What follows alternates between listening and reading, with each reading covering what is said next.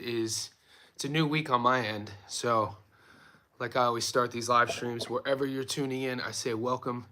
This is Monday morning, new week, 6:30 a.m. On this live stream, I want to focus what we saw over this past weekend.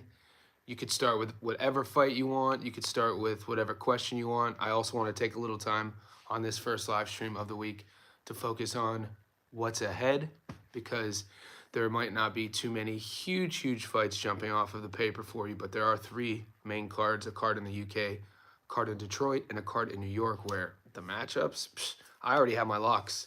I was sending some of the locks to the boys last night as soon as the Barrios fight came to an end, because that's the way I'm wired. I'm in the moment, and then whether, when we win, we lose, whatever it is, turn the page, focus on what's ahead. So that's kind of the plan this morning with this one. If you haven't already, make sure you subscribe. Make sure you like this live stream as you're checking in. Let me know where you're tapping in from. Let me know how you did this past weekend. If you are, listening to the live streams, putting action on the bets, putting money on fighters, putting money on parlays. Let me know if you hit or if you won. We hit our parlay in Australia. We hit our locks of the week that I gave you last week early. And then we also hit our UK locks. And we were so close with the UFC. So, yeah, we were so close. My Rambler using plebiscite. Short. Don't listen to the plebiscites. You should have listened to me. This social class system, nobody knows as much as I do. I am the king of the live stream. Rambler, whatever, mate. Yeah, Sorenko. I didn't feature that fight. Dan Ige, I know. And as I was, I remember doing the live stream on my Friday, your Thursday. I was going through the UFC ones, and I initially said I like Pitbull. And then that's the one I got wrong. Can't get them all right. And but yeah, what did I want to let you know? So this past weekend we launched the Discord on request of you guys. So if you want access to the Discord, I put the link. It's in our VIP Insider group. So if you haven't joined Johnny Says Boxing Insiders, it's a way to support the channel. It gives you a bunch of sort of perks on the channel itself. It's only a couple bucks a month. That link is in the description below. Johnny Says Boxing Insider. So on this live stream, you'll see people with the blue star. Those are Boxing Insiders. So as soon as you join that group, you get access to the Discord. And now that group is all of the insiders sharing their parlays, building community. I only opened it like less than a day and a half ago, and it's slowly building. So I only started it because of you guys, and I'm learning how to use it. It seems like you guys know how to use Discord more than me. So that's another perk of joining Johnny Says Boxing Insiders. A, it helps the channel grow. B, it helps me out. C, it connects the community, and it gives you more access. There you go. What's up, boys? What's up, guys? A lot to talk about.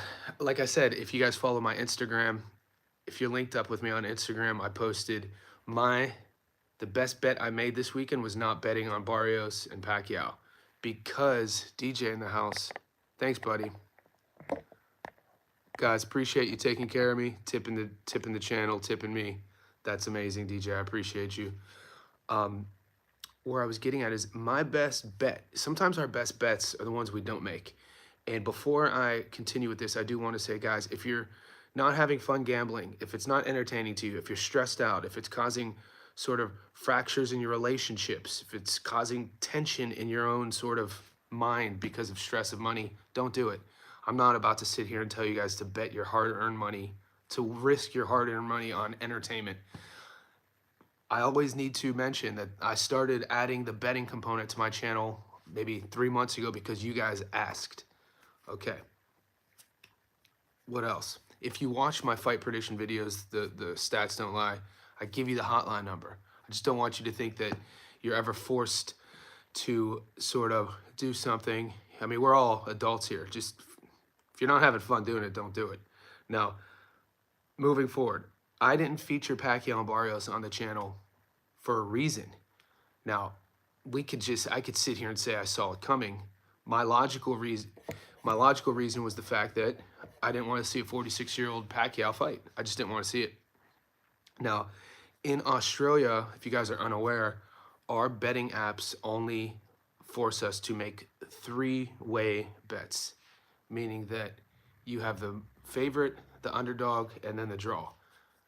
I guess in America, a draw on your parlays just voids it. It doesn't ruin it. Here, a draw ruins your parlay. So a lot of my buddies, a lot of the boys on the stream, played action on that Barrios Pacquiao fight. And whatever side you chose, the draw ruined you. So I didn't see the draw coming. I'm not going to say, hey, I told you, that's why I didn't bet. No. I stayed away from the fight. Like I said, I don't bet on Jake Paul fights. There's certain, I didn't bet on the Figueroa Jowett fight. I didn't feature them. So let me, yeah, I didn't feature, what else? There's a couple other fights. I think there was one other one I didn't feature. It was Pacquiao Barrios, Jowett Alexander versus Figueroa. I think there was one more. But either way, however you did this weekend, damn, some of you guys hit the draw. Insane. I lost 1,000. Oh, but I made your pick after I made mine. David Eister. Oh. Losing a G. Jowett got robbed. Yeah, there were a couple decisions that people were hitting me up all weekend about what did I think about the decision. Figueroa versus Jowett Alexander was one of them. It's all good, man. David, don't stress. We're all adults here. PBC was terrible on the cards. Fresh VX. I ain't sleeping on it, mate. Don't. So, let's see. I'm going to go over my ticket. I have nothing against Jowett.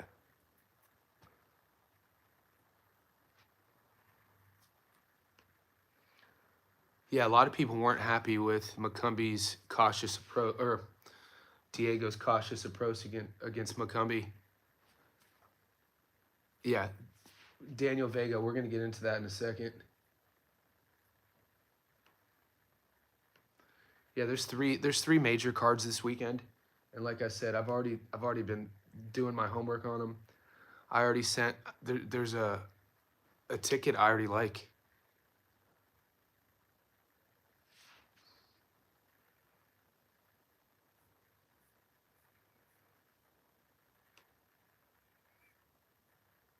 Yeah, so we hit Picasso, Pacheco, Rodriguez, and Usyk.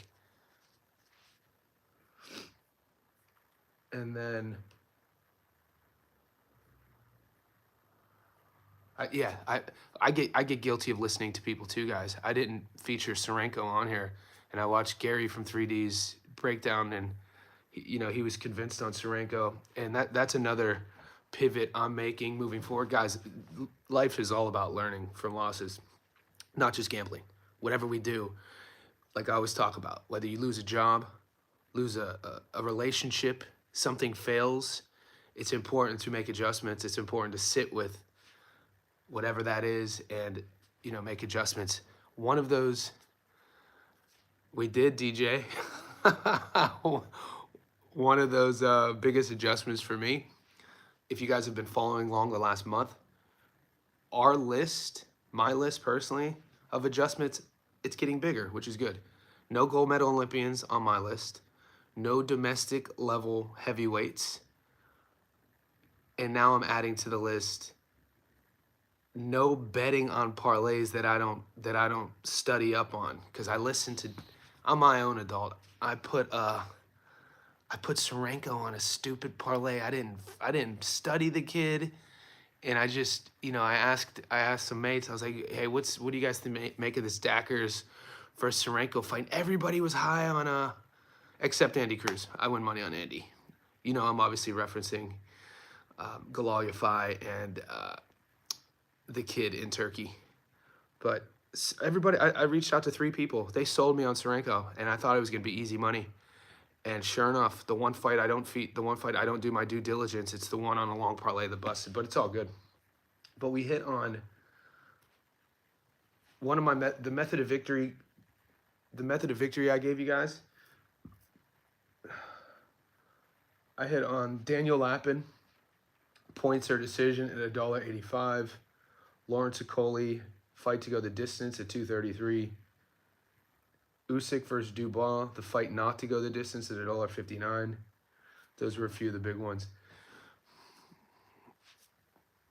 But yeah, overall, we've been because we started the week with a huge hit in Australia, so it was a great weekend for me. I know some of you boys as well. No, he did. If I did get cheated, but I'm not boycotting him. I didn't say the word boycott, dude. You used boycott. Throwing the word boycott in there is hilarious. Boycott sounds way too political for me, dude. I'm just saying we learned from our lesson. All right, let's just sit. Whether you won a bunch of money this week, whether you broke even, whether you didn't bet, or whether you lost, what was the biggest lesson you learned watching the fights? I think that's the better question. That's kind of what I mean. My lesson I've learned this week was when it comes to money coming out of my bank account, do my own due diligence. Serenko, come on, dude. Why did I bet that fight like a moron? I put Serenko on it was this nice, juicy, like 10 leg.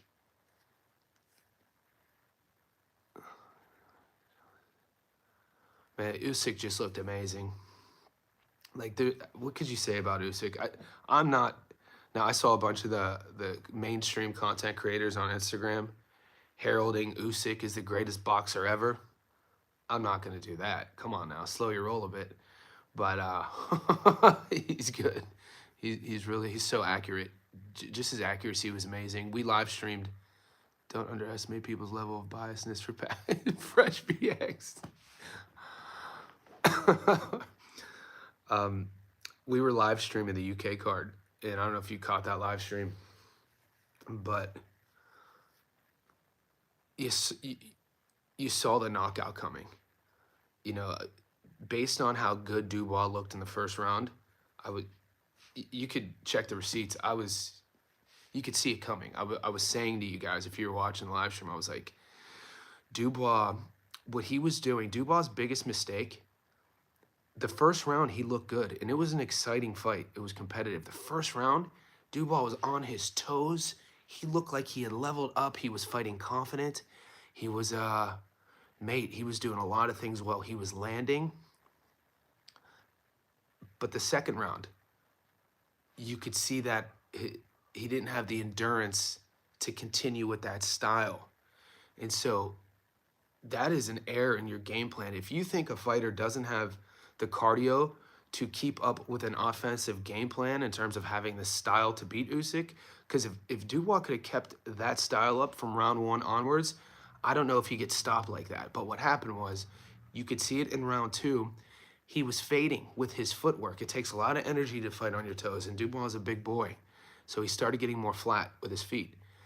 And then at the end of round two, what he started doing, rather than using his jab to cut the distance and come in the clinch and cut range, he was running in, not throwing the jab, and throwing his right hand like this with his chin in the air. And any boxing coach would tell you, before you punch, you either have to be all the way in or all the way out. And he was trying to cut the distance, running in, punching with his chin in the air, and Usyk was just countering him beautifully every single time. Like, there's good counterboxers, and I always thought Usyk had that skill. His counterboxing last night, everything was on point. His timing, his accuracy. I've watched his career. It's not shocking to say that's probably his best performance at 38 years old. Mate, he looked amazing. And Dubois, even though he got stopped, it wasn't like he looked worse. It's just like he just happened to fight Usyk, and I didn't like his game plan. Yeah, after the first knockdown, he didn't want to be there. It was here. Ah, David. We could all say, what if Timmy, Mark Vasquez, mate, last week, if we had a time machine, and jumped in that time machine and went back to Tuesday, my time, Monday, your time, when I was going over the fights, I actually had Fundora, and I got honey dicked. I got honey dicked into switching up again. Oh, I'm gonna be real with you guys too. Go back to my first 2 live streams of the week. I said Fundora, and then what had happened was,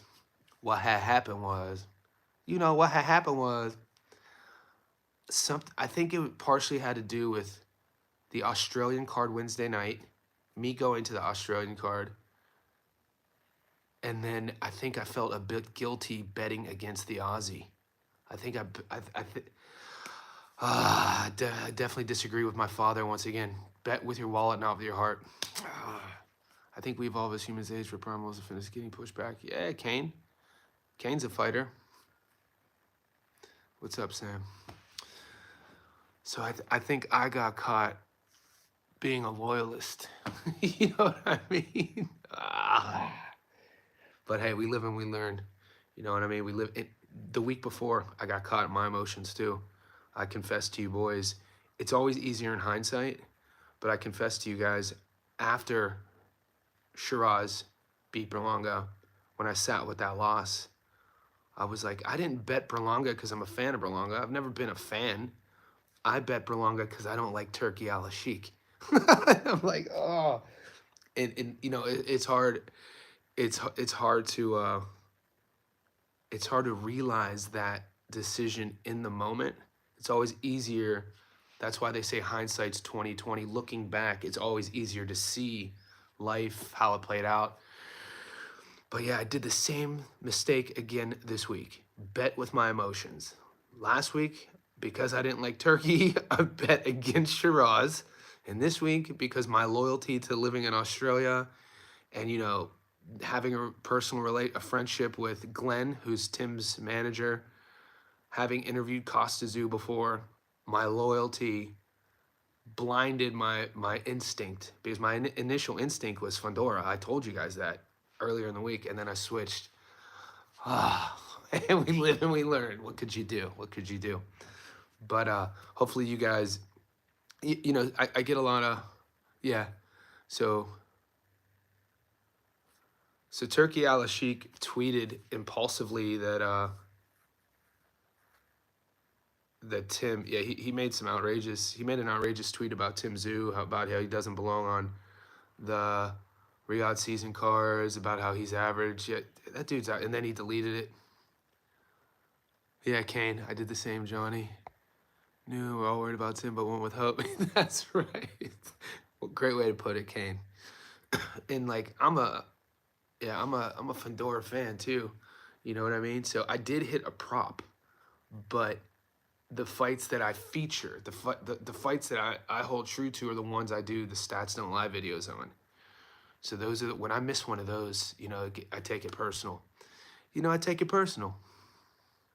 You're a Turki fan, but he posted it was definitely not.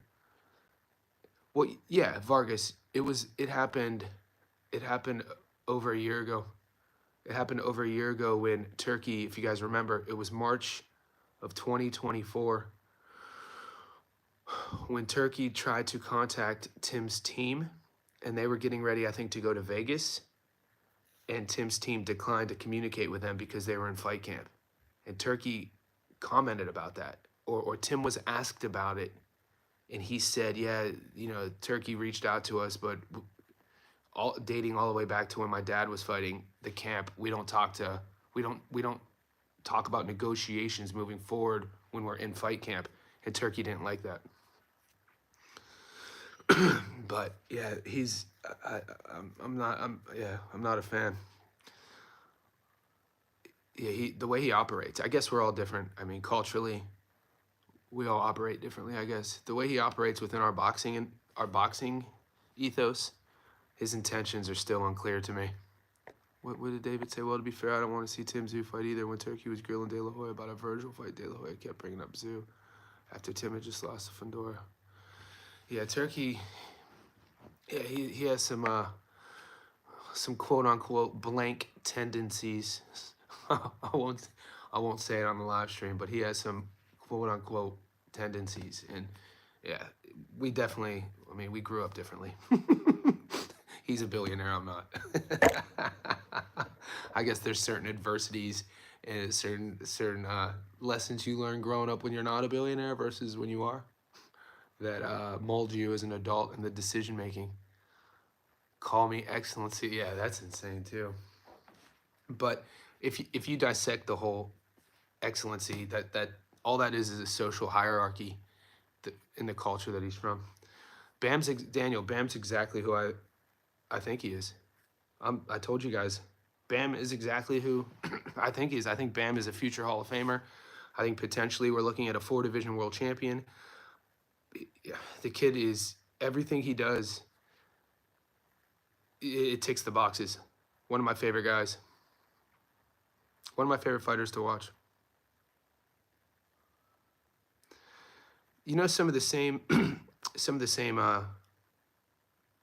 critiques I'm hearing about Fundora, I used to hear about my buddy Kelly Pavlik. People used to say the same things about Kelly, even before Kelly beat Jermaine. And all Kelly kept doing was winning. Everybody said Pavlik doesn't move his head. Pavlik's flat-footed. When Kelly fights an athletic guy, he's going to struggle, all these sort of things. And all Pavlik did was keep winning, and he kept knocking guys out. And he eventually knocked Taylor out. So that's why I like Fundora. I like his skill set. I like what he brings. And I would like Fundora even if he was 6 feet tall. Is Tim finished, you guys think? Kane. I don't know, man. I don't know. I do want to see Tim versus Michael Zarafa, though. Down here in Australia. Kane, I think there's some awesome domestic fights to make down here in Sydney with Tim versus Zarafa fight would be fun to see. Maybe he becomes like a, we'll see. Nikita Tzew's fighting. Nikita is fighting in August. So maybe it's his brother's time, but his brother could crack. Super one-dimensional, though. We'll see what happens to the Tszew's. One of my buddies, Jackson, he is in the Australian sort of media space. He travels around. He films all the Aussie boxers. He made a good post last night after the fight, and he was talking trash about the mainstream Australian media, about how over the last 5-6 years all they have done was promote Tim, but at what cost? You know, they never promoted George. They never promoted Liam Perro. They have a world champion in Jaya Pataya they don't promote. You have Justice Hooney, they don't promote. Literally all the media down here is focused on Tim. And he said, you know, what the hell? This could have had way more eyes on all these other fighters. It was pretty interesting. I didn't disagree with him either. Yeah, Joe's face, Figueroa was touching him up. I'm high on Bam. You guys, I saw one of you boys asked. You know, Bam's one of my favorite fighters to watch. Yeah, so Magsayo, dude, you know, Gary Russell Jr. I don't know if you guys got to see Gary Russell Jr. fight, you know, after what, 3-year layoff? People in the know, dude, Gary Russell Jr. has the fastest hands in boxing. Always. That's what he was known for, was his hand speed. So the one thing I had my eyes on was, I know, you know, he was fighting a comeback fight, hadn't fought in 3 years. His hand speed didn't look any slow. Dude, he is a problem, mate. Like, I know that boxing, the average boxing fandom is pretty much year to year. It's probably safe to say that since July 2023, when Bud fought Errol, a lot of the boxing casuals fell off because Errol lost. And then, like, with each new fighter or each big fight, more fans will come. And then if their guy loses, they fall off. A lot of people have already forgot about Gary Russell Jr. Gary Russell Jr., mate. God, dude. What's up, Daniel? Appreciate you, mate. What do you think if Tim moves up to middleweight to fight Lara for a title? Plus, there's not much. Daniel, firstly, thank you for tipping. Secondly, you pose a very intriguing question, and I think there's credibility to your question about Tim moving up to 60. I actually broke that down in my Stats Don't Lie video. I offer that up as a narrative. I said that marvelous. Let me finish.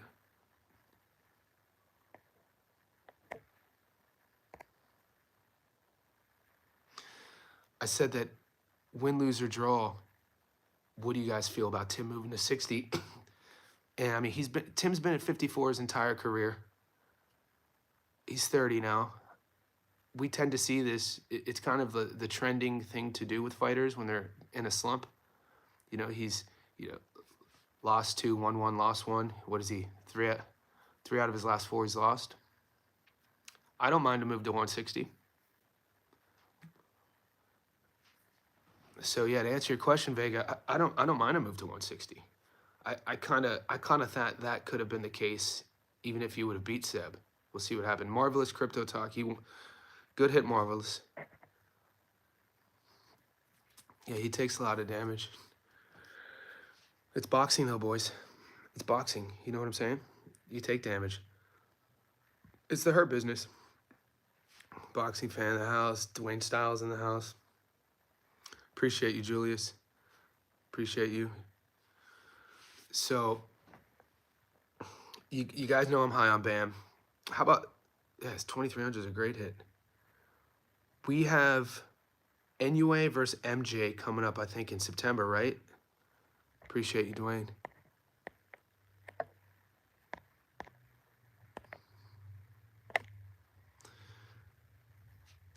And then we have Junto. I mean, you got Junto at 18. Inoue and MJ at 22 fighting, I think, in August or September. Is Junto going to get another fight in the meantime? Because I know they were talking about him fighting Inoue in 2026. My question is, Bam, I think Bam wants to unify or wants to fight for undisputed. I think he has 3 out of the 4 belts at 15. And then, you know, the natural progression for him is to go to 18. I mean, he did what he could at 12. He's doing what he's doing at 15. He goes up to 18. He's only 25 years old. I mean, let's say he has another 5 years of his prime. I mean, like I said, we could see him win world titles in 2 more divisions. David Picasso. Yeah, Picasso didn't have the best performance, but I still like him. Yeah, that Puma fight versus Bam. I can't wait for that fight. Yeah, so Picasso was my lock. Guys, my locks of the week that, you know, one of my buddies put 10K. He won 6,000. He always stresses me out. So last Monday, I gave him the picks. It was Pacheco, Bam, Picasso, and Usyk all on the money line.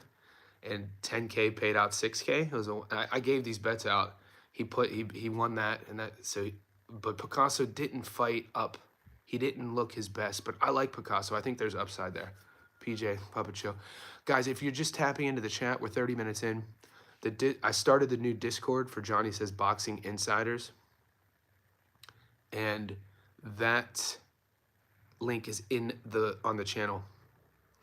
Nah, boxing fan.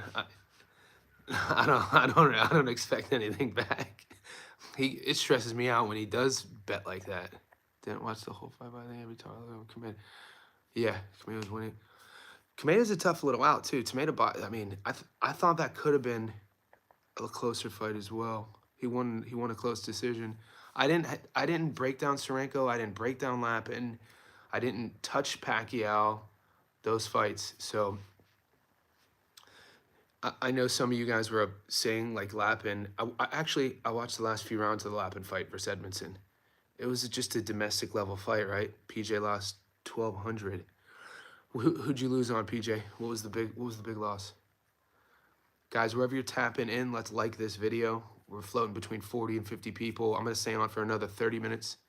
Yeah, Hand History Vault. So to get access to the Discord that you guys have been asking for, all you have to do is join our Johnny Says Boxing Insider group here.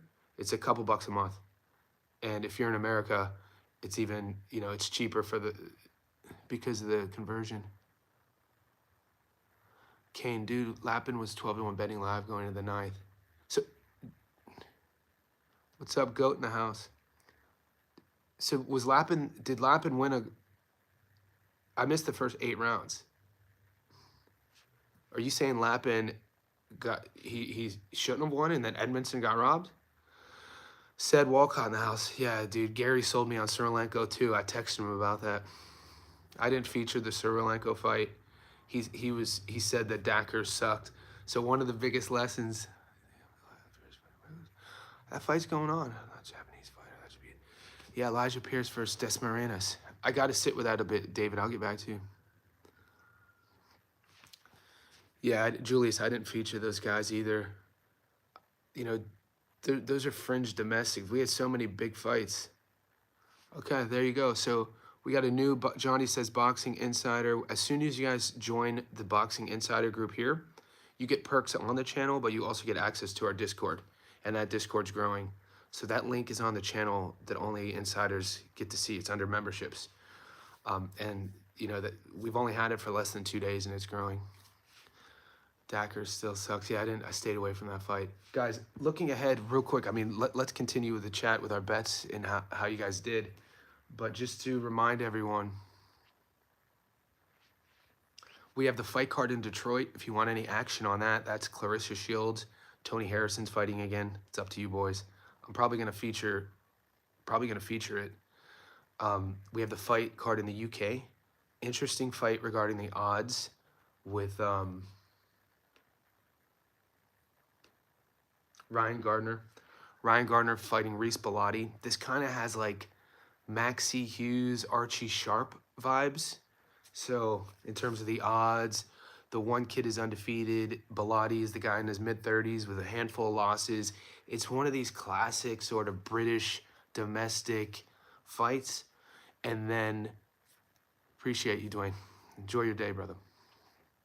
And then we have the Xander Zayas card, which that top rank card, guys. I think we've been eating on the top rank card. Goat, I'm pretty sure it was Goat who put me on to. There we go, Rohan money line. So, yep, guard on the Piranha. So Goat, that's similar to a parlay I'm already locking up too. I like Rohan Polanco. See, we're already thinking ahead. I already sent my locks out. Chino with the upset. Ooh. Man, I'm excited about that fight. Chino versus Xander Zayas. I follow both guys. If you guys follow both of them on Instagram, Xander is I don't think people realize how big Xander is for the division. Xander is massive. Polanco, so Shushu Carrington, but yeah, what's Shushu Carrington, like, we want him to step up, don't we? Like, his odds right now are insane. He's fighting a kid. I mean, Hayes is 14-0, but and Carrington's 15-0, and it is for the interim. So it's for that WBC interim. I guess it's an interim world title fight, but damn, Carrington fighting an interim world title fight, and he's like, you bet 100 on him to win, you get $1 back. Not enough juice, you know what I mean? Not enough juice for the squeeze. So I'll probably feature that fight on the Stats Don't Lie video to give, because I always feature Carrington.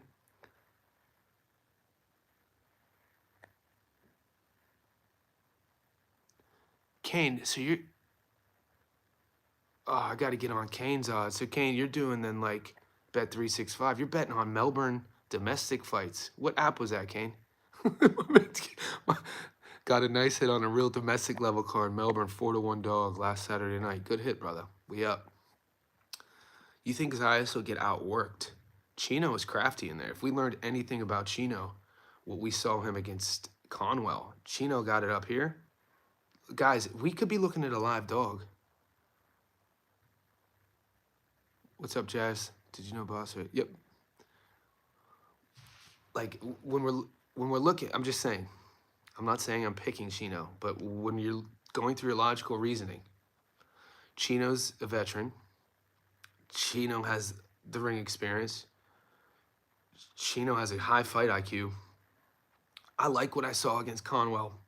It's just, You know, going into the Conwell fight before Charles lost to Chino, would you guys have honestly said that Xander would have beaten Conwell? Honestly, it's always easier to say now, oh, Xander would wash Conwell. But I mean, I don't know if many people were saying that going into the Chino fight. So my point is, and you know, Xander's so young, he keeps getting better. Download Tab. Oh, Kane, Tab, one of my clients works for Tab. He's on the board. Kane, do me a favor. Next time you see one of these low-level Aussie cards, hit me up on Insta. Julius, appreciate you sharing. Exactly. Okay, so Mark Vasquez, he would still take Conwell over Xander, and I don't think you're alone with that. I think there's a lot of people who would agree. And okay, David, there you go. So now what we have to think is, if you're looking at the Zayas versus Chino odds, they're pretty wide, dude. Like, I think Chino, it should be close to a 50-50 fight. We know Chino Garcia never gets love on the betting, on the odds. He's always going to be the B side. Always going to be the B side. I mean, I know Zayas has a lot of fans. You know, he ticks the boxes: physically, young, marketable, Puerto Rico, American. I think he's bilingual, speaks both.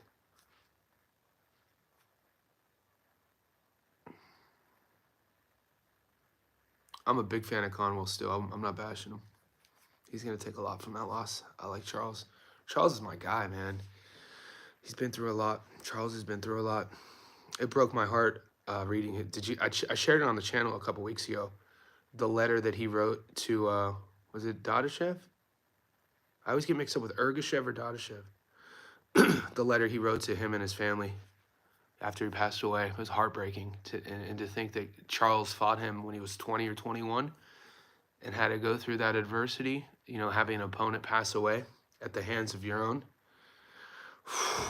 Heavy stuff. I always cheer for Charles Conwell. Brett Betts, what's up, buddy? Appreciate you. We got more Johnny Says Boxing Insiders. You guys are instantly going to have access to the Discord. Oh, my bad. My bad. I'm getting mixed up. Patrick Day. I was thinking of Matthias. Thank you, David. I love my chat. Dude, you guys, come on, dude. You guys are freaking awesome. Patrick Day, and that letter he wrote to Patrick Day and his family, heartbreaking stuff. and when you look at it, and Day was a guy, Patrick Day was a guy, college graduate in his late 20s, meaning that he was boxing for the passion. Some guys have to box. Some guys don't have to. Some guys get put into it, and some guys just love it. He was one of these, Patrick Day was one of these guys who just loved it. And when that happened, it works both ways. You know, obviously nobody wants anyone to get injured, but you got to think from Conwell's perspective, 2020 or 2021 when that happened, tough mentally to come back from. And he did. So when I watch Conwell, I cheer for him. You know, he's still tough as nails. He still has a big upside. Great amateur, dude. Nobody wanted to fight him for a long time. And so watching Chino versus Conwell, now watching Chino roll into the Xander fight, which isn't that for the vacant world title? Aren't we looking at Chino Garcia potentially being a world champion? Wow. Mexican fighter. Come on, dude. I'm not saying I'm jumping on the dog just yet. I'm just saying don't be so quick to rule him out against Xander Zayas. Xander's still pretty young.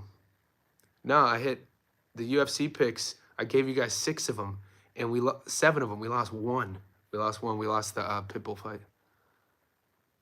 Hand history vault, 100%. It does, man. So you guys are on the Desmarinas fight, David. David, I got to do more research before I could comment on that one. But yeah, so that's, we're going to, Xander Zayas versus Chino, I'm going to put a ... next to that right now because that's the fight I'm most looking forward to this weekend. That's the fight I'm going to pay most close attention to with my film study. You're going to be getting a Stats Don't Lie video. I'm going to, you know, that'll be uploaded in the next 24 hours. And I'm going to give you my prediction. And then I'm going to have to sit with that because whatever side I choose, I'm probably gonna it's going to be a tough one. Kind of like picking Zoo versus Fundora. It was a tough one. I want, you know, we'll see what happens. Any of you guys rolling with Chino versus Xander? Where's the chat at right now in terms of, does anybody like those odds?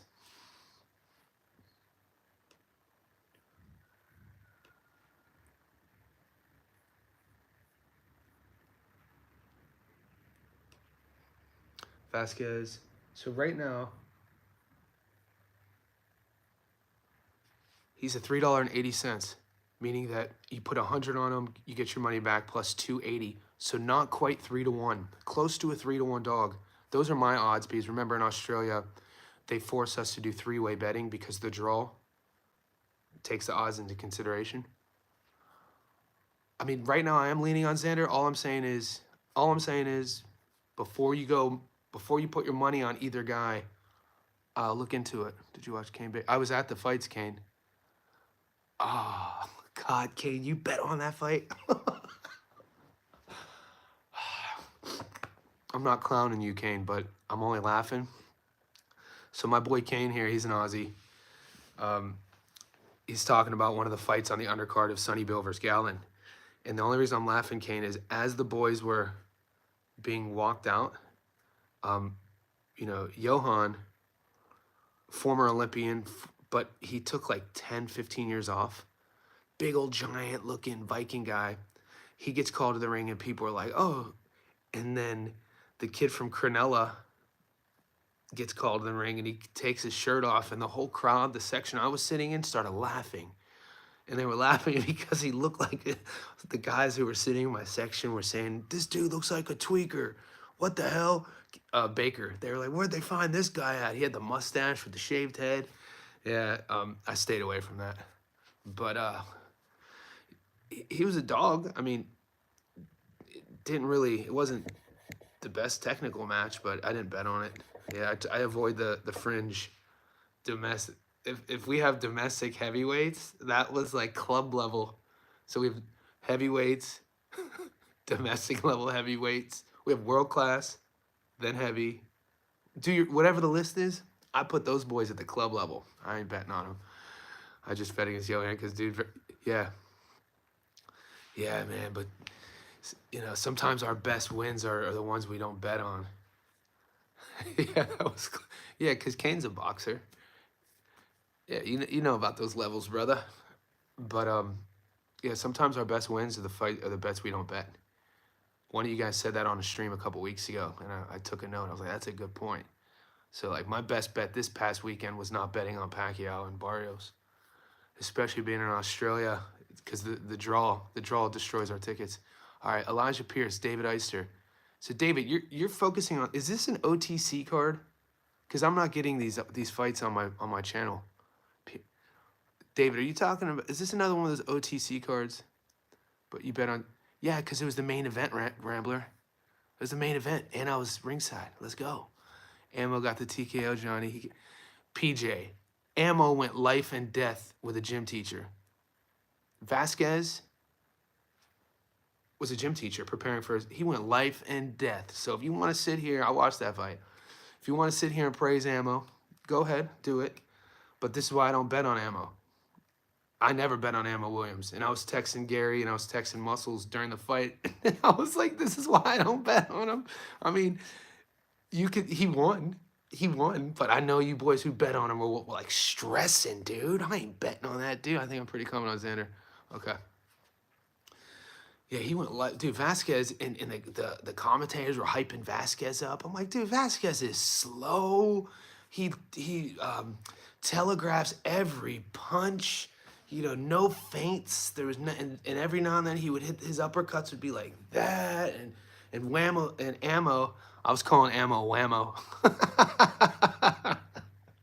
And Ammo's just down here like this. It's like, I ain't betting on that dude. He seems like a good kid though. You know, I can see why people like Ammo. He seems like a good human and a good kid, and I hope he wins. But from a betting perspective, yeah, he's on my list. Brandon Figueroa, Ammo, those sort of guys. I don't bet on. Okay, so what's up? Put on the elect think dude, that's a fight no one's talking about. Duarte versus Ken the Sims Jr. is a good fight. I think that's in a few weeks, though, isn't it? Last guy, Abdullah Mason, went the distance. Was Scott. Who got cards? Thursday, Friday. Yeah, we got cards.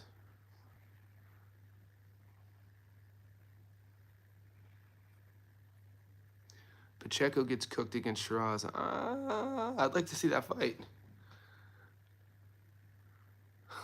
I'd like to see that fight. Yeah, I mean, it's normal for boxers to have day jobs. Yeah, you got to have a day job. Unless you're at the highest level, you have to work. You have to keep the lights on. Not everybody's making paper, you know what I mean? So I'm not clowning that he got beat by a gym teacher saying that he came out of the announcer said it. The announcers are like, Vasquez is a PE teacher, and they did that on purpose, by the way.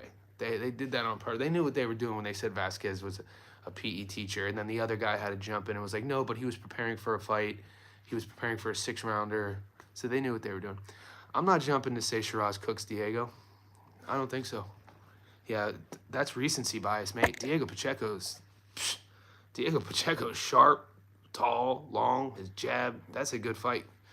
I'm not going to sit here and say he gets cooked by Shiraz. Are you kidding me? No way. Diego Pacheco's good, dude. He just chose to fight a certain way against McCumbee. I don't think so. I hope they fight so I could break that one down. Diego's good, dude. 24 years old. Give him time. He's good.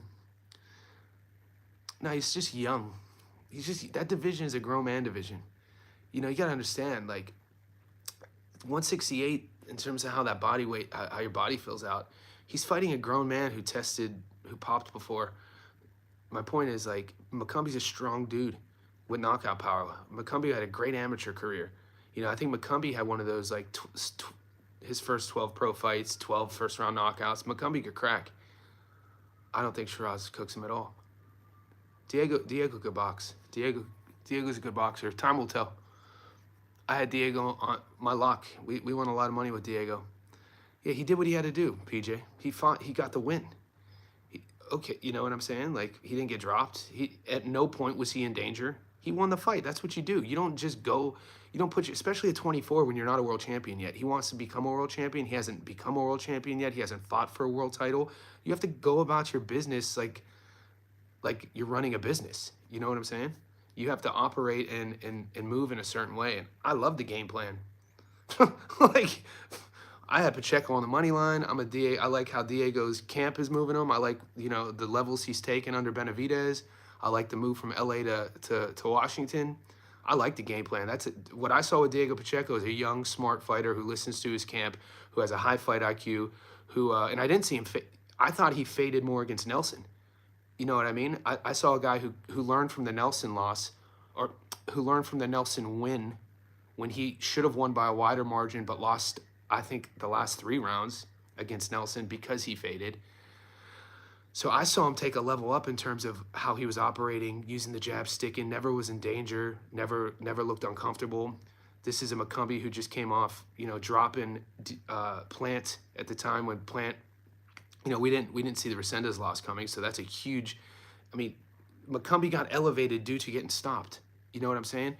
And look who Pacheco's beat. Pacheco has wins over Manny Gallegos, who stopped Khalil. You know, he eventually then got stopped, but that's a good win.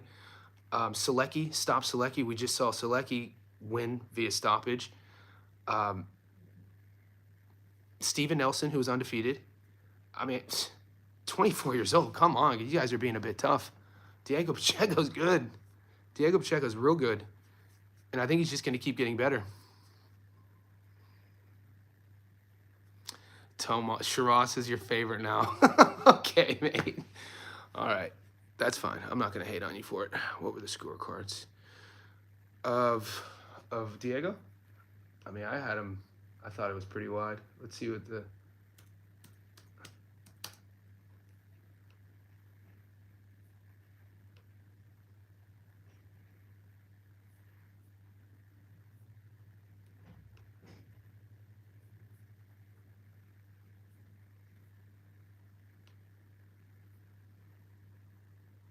Yeah, I don't see the scorecards. I had him winning a wide margin. Like I said, he was never in trouble. It's so funny to see how to see Shiraz stop Berlanga and now, before the fight, everybody's, was hating on Berlanga. He gets stopped. And now the same dude who everybody was hating on, the dude who stops him, everybody loves. It's so weird to me. It's like, what are you talking about? You guys weren't hyping him up until he stopped Berlanga. I want to see. There's some fun fights at 68. I don't think he should fight Munguia. I want to see Pacheco versus Shiraz. I want to see Munguia Berlanga. Munguia Plant. I don't know. Plant versus Pacheco. I know. I picked Berlanga. Winner gets Canelo. That doesn't excite me. I'm not like your typical boxing fan, guys. I've never ever sat and was like, I hope this person fights Canelo. Like, I didn't want to see Benavidez fight Canelo. I'm not stoked that like Bud's fighting kid. Like, I like Canelo, and he's a Hall of Famer. But I'm not like waiting for people to fight Canelo. Canelo's been a pro since what, 2007, 2008, when he was 16. Pacheco Munguia, that excites. Yeah, that division. I want to see the younger guys fight. You know what? Since we're talking all these names, throw my boy Derevyanchenko. Let Derevyanchenko, give him one of these young boys, see what time it is. Look, go to Derevyanchenko's box rec. Look who he's fought. Never been stopped. Dude, nobody wants to fight Derevyanchenko, dude. Come on. Nobody would want to fight him even if he was like 40. I'm not saying there's better boxers than Canelo. I'm just saying he's never really jumped off the paper for me in terms of being excited to watch. He's just not a guy that, but then again, I'm not a fan of any like sort of fighter. All of his matchup, the last one I was really excited about. This isn't even supposed to sound controversial. Obviously the Bivol fights. After the Triple G fight, you know what it was? For me, as a fan, I checked out of Canelo after the first Triple G fight. Maybe after the second one. Because I thought Triple G beat that. I thought Triple G put belt to ass and won a very wide decision in the first one. And then, seeing how those other two fights played out, I was like, oh, this is what we're going to get with Canelo. So, it's not, he's never really excited me. I love the knockout against Amir Khan. I love the knockout against Billy Joe. I liked his fight against Danny Jacobs. It seems like he fought Miguel Cotto when I was like 4 years old. He does. Great question. Guys, I've been wrestling with this one as well. You guys just think Nick Ball is going to steamroll Sam Goodman? Dude, I know it's the popular thing to say that Sam Goodman, 122, moving up to 26, doesn't really have knockout power, but Sam Goodman could box. Nick Ball, everything Sam Goodman does well, Nick Ball struggles at. Nick Ball, his feet aren't good. His entrances aren't good. He's one-dimensional. He's all on the front foot. Sam Goodman could box. I'm not saying I'm going to pick Goodman. I'm just letting you know that don't be so quick to think that Nick Ball is going to steamroll Sam Goodman, because Sam's not going to give Nick Ball the fight that Nick Ball wants. Might bet on Canelo versus Crawford draw. I ain't mad at it, Rambler. What's up, Bang Mateo? Crawford beats Canelo. That was the last fight. Ooh, good luck. The streets. Assad R with the comments of the live stream. But I think about Pacheco stopping Macumbi was the most sure thing. You guys took Pacheco to stop Macumbi? I just had him on the money line. He did. Fedor's a beast.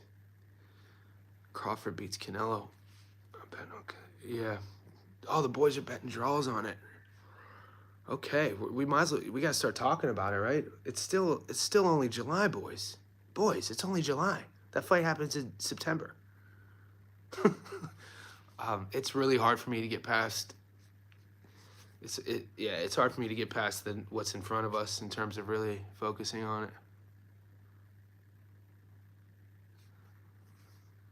I know you were surprised he wasn't scheduled to. I wasn't. Oh, yeah. Somebody said it last week that Garcia wasn't going to be there.